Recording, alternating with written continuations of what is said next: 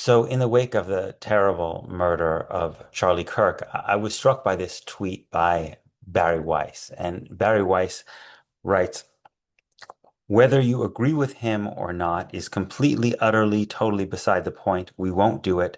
Je suis Charlie.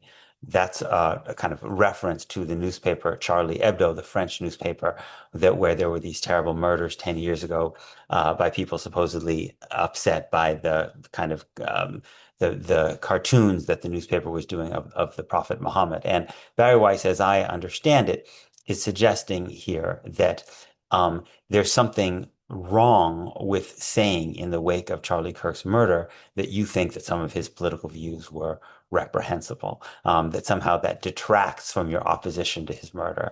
This doesn't seem to me to make any sense whatsoever. I think it's obvious that the killing of Charlie Kirk was horrifying, that person should be put in jail. They should be punished to the full extent of the law. No matter what someone's political views, you absolutely have no right to resort to violence. It's a horror for his family and all the people who cared about him. It's just absolutely fundamentally wrong. But just because something that was fundamentally wrong was done to someone, a crime, doesn't mean that when discussing that person's legacy, you can't talk about their political views. And the suggestion in this case that Barry Weiss thinks that that conversation is illegitimate, I think is really quite revealing, right?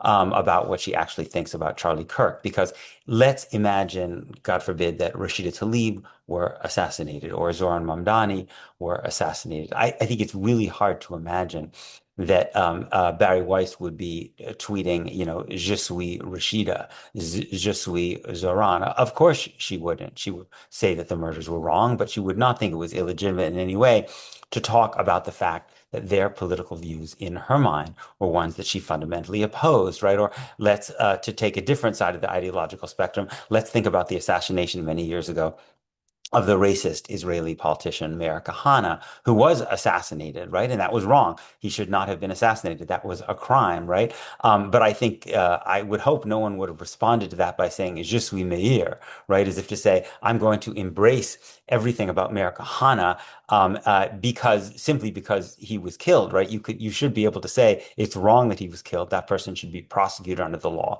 and the man also had reprehensible racist views. And I don't think Barry Weiss would have difficulty understanding that whatsoever if it was someone whose political views they really disagreed with. And here I think is really the critical point here, right? Is that Charlie Kirk, among many other things, was someone who very actively supported Donald Trump's efforts to overturn the 2020 election. He even organized to send buses of people to the rally that attacked the Capitol in trying to overthrow that democratic election. That Charlie Kirk was therefore fundamentally an opponent of of liberal democracy in the United States. When you try to overthrow free elections in the United States, you are declaring war on American democracy. Again, to say it again and again and again, of course it doesn't mean that by any means he should have been killed. Of course not. The person who killed him should be punished.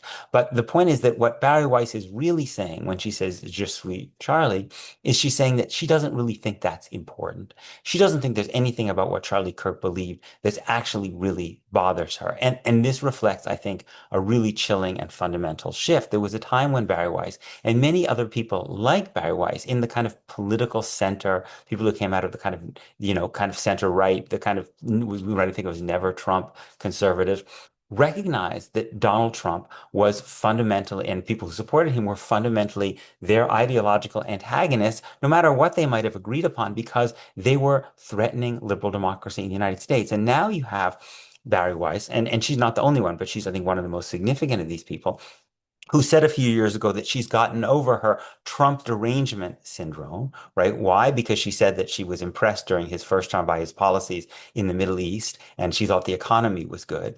And so now she's not going to practice Trump derangement syndrome anymore, right? But it seems to me the truly deranged thing is to look at what Donald Trump is now doing and be less concerned than you were in his first term, because his attack on the basic structure of liberal democracy in the United States is simply escalating. And Charlie Kirk was a part of that.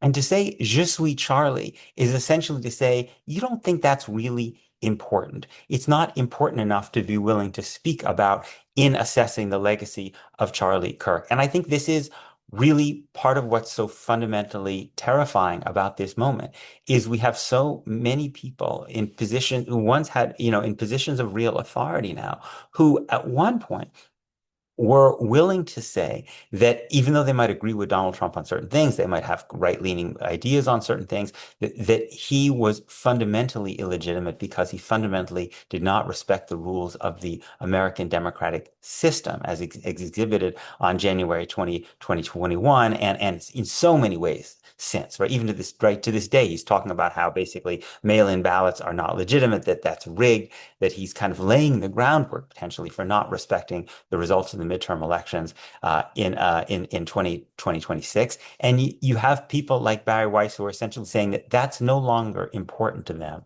in the way they make political judgments. And that's why they can essentially say ideologically, there's nothing so disturbing about Charlie Kirk that they think it's worth talking about. If you don't think it's worth talking about Charlie Kirk's support for the effort to overthrow a democratic election, you're really saying that you don't think the defense of liberal democracy in the United States is important. And I fear that a lot of powerful people have moved to that position as Donald Trump has emerged ascendant after his election victory last fall. And it makes me really terrified, really, about the future of liberal democracy in the country.